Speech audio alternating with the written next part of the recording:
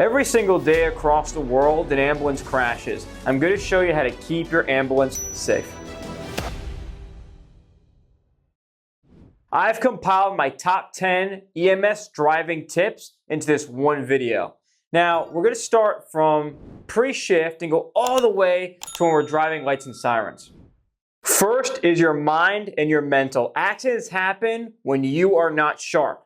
Make sure you always show up to work early.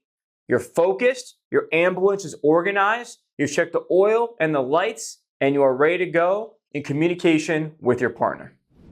You want to think of the gas pedal like it's an eggshell, or as an eggshell beyond the gas pedal. What you want to think about is smooth transitions, smooth turns. Give yourself space. So remember, when you're driving, half the time, it's going to be responding. The other half of the time, it's going to be somebody in the back of the ambulance doing patient care, your partner.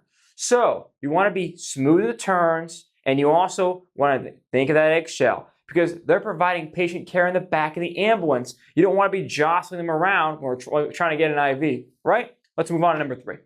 2 heads are better than 1 when we're talking about responding to calls. So you're going lights and sirens. You're obviously hyper-focused while you're driving. Have your partner scouting out, looking for you, right? So your partner should be, checking dispatch information, right? What's going on with the call? What are the notes of the call? Giving you feedback on that while also looking at the road to help you while you're navigating, driving emergency lights and sirens.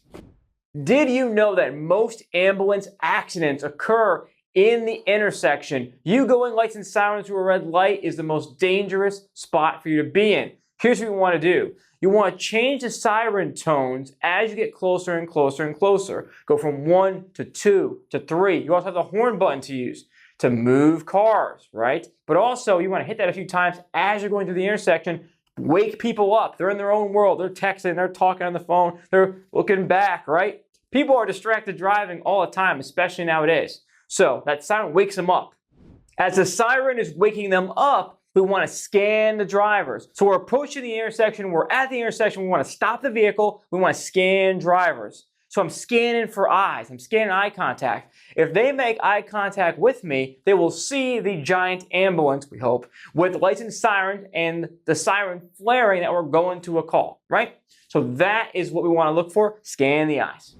Now, as we're continuing en route, pass on the left side whenever possible.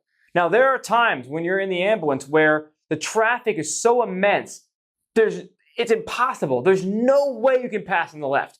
People are splitting the road like this, and you're going through the middle. You can't control that. You have to just go through, right? You got to continue forward.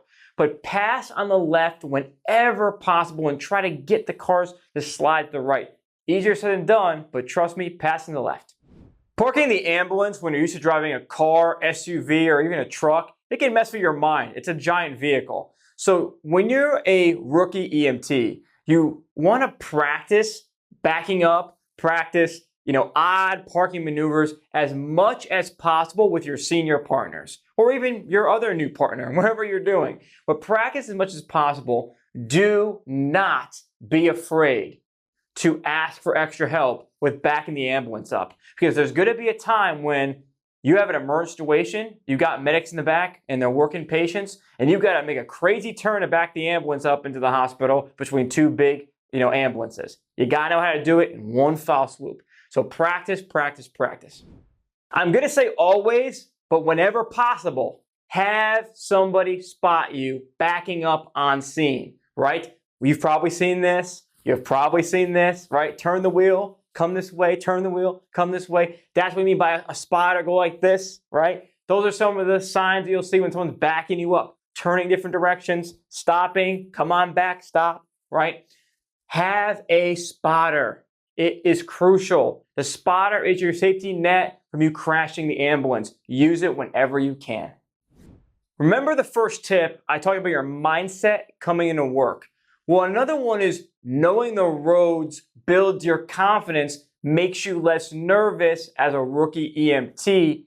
So what I mean by that is this. If you did not grow up in your service area, if you don't know the main streets, the downtown area, the main roads or routes, the main highways and highway exits in your area. You need to learn them. You're going to learn them throughout your experience. That takes months. And you're going lights and sirens for the very first time through these new areas.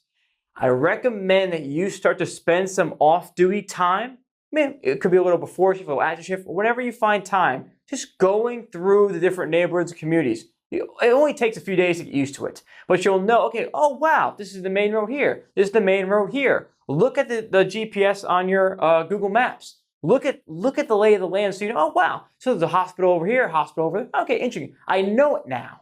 Know what the hospitals offer. It gives you more confidence when you're driving emergency because you'll never know what's going to happen. When you log in on shift, you just never know what's going to occur. Now, here's number 10. This is the best tip I've ever gotten. In bad weather environments, or if you are ever unsure of where you're going, always go the way that you came to the call to get yourself back to the main road that you know.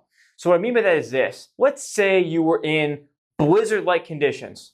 Don't go the new way. Go the way that you came. Go the way that, how did we get to the neighborhood? Well, we went this way. It was a clear road. Get back to that clear road, and then you'll get yourself on the main road that leads to the hospital. Within a few days, a few weeks, you'll be out there. You'll be getting that experience. I look forward to your success on this.